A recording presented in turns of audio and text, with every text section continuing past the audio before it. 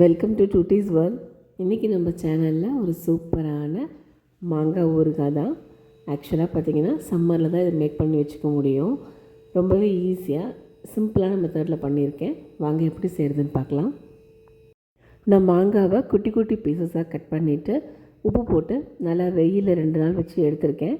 நல்லா மாங்காய் பார்த்திங்கன்னா உப்பில் ஊறி இருக்குது. அது கூடவே நான் 2 ஸ்பூன் கடுகு, 3/4 ஸ்பூன் வெந்தயம் நல்லா ட்ரை ரோஸ்ட் பண்ணி அதையும் நைஸாக பவுடர் பண்ணி வச்சுருக்கேன். இப்போ நம்ம தாளித்து விட்டுக்கலாம். ஒரு பேனில் நல்லெண்ணெய் ஆட் பண்ணிக்கோங்க. ஊறுகாய் எப்போவுமே நல்லெண்ணெய் தான் நல்ல டேஸ்ட் கொடுக்கும்.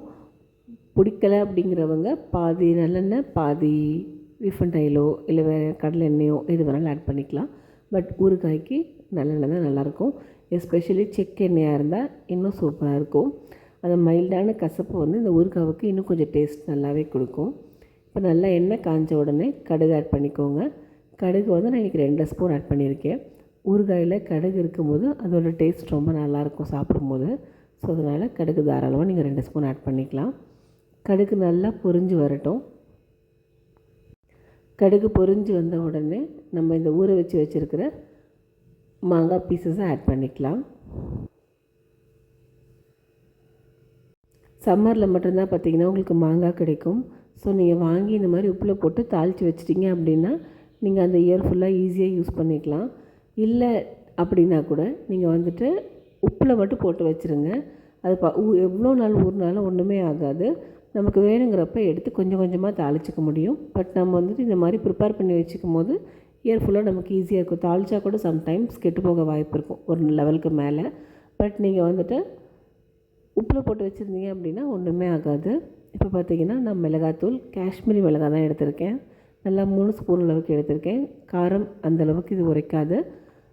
அதுவும் இல்லாமல் நம்ம ஊறுகாய்க்கெலாம் பார்த்திங்க அப்படின்னா அந்த எண்ணெய் அந்த புளிப்பு உப்பு எல்லாமே காரத்தை கம்மி பண்ணிவிடும். ஸோ அதனால் உங்களுக்கு வேணுங்கிற அளவுக்கு நீங்கள் காரம் ஆட் பண்ணிவிட்டு நல்லா மிக்ஸ் பண்ணிக்கோங்க. எல்லாத்தையுமே சேர்ந்து அந்த எண்ணெயிலே நல்லா நம்ம போட்டிருக்க அந்த லைட்டாக உப்பு தண்ணி பார்த்திங்கன்னா அந்த மாங்காயில் இருந்தது இல்லையா, அந்த தண்ணி எல்லாமே ட்ரை ஆகி எண்ணெய் தெளிஞ்சு வர அளவுக்கு நம்ம வணக்கணும். பார்த்திங்கன்னா ஓரளவுக்கு நல்லா மிக்ஸ் பண்ணியாச்சு.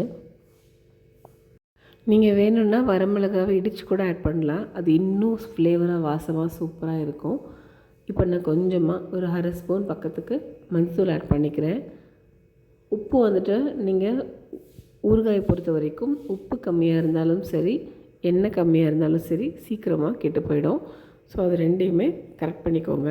நீங்கள் ஊற வைக்கும் போது போட்டிருந்த உப்பு பத்தலை அப்படின்னா இப்போ தாளிக்கும் போது கூட கொஞ்சம் உப்பு ஆட் பண்ணிக்கோங்க. நான் பார்த்திங்கன்னா பெருங்காயத்தூளும் நம்ம வறுத்து அரைச்சி வச்ச வெந்தயம் கடுகு பொடியும் ஆட் பண்ணிவிட்டேன். எல்லாத்தையுமே சேர்ந்து நல்லா ஒரு மிக்ஸ் கொடுத்துடலாம். தண்ணி எல்லாமே ட்ரைன் ஆகிடுச்சு. ஊறுகாய் நல்லா பார்த்திங்கன்னா இந்த எண்ணெயெல்லாம் இழுத்துடுச்சு. பட் ஆனால் எண்ணெய் கம்மியாக இருக்க மாதிரி தான் இருக்கும். ஊறுகாய் இன்னும் ஊற ஊற நல்லா பார்த்திங்கன்னா எண்ணெய் மேலே வந்துடும். அதனால் இந்த ஸ்டேஜ் உடனே அடுப்பை ஆஃப் பண்ணிவிட்டு நல்லா ஆற வச்சு ஒரு ஏர்டைட் பாக்ஸில் நீங்கள் சேவ் பண்ணி வச்சுக்கோங்க.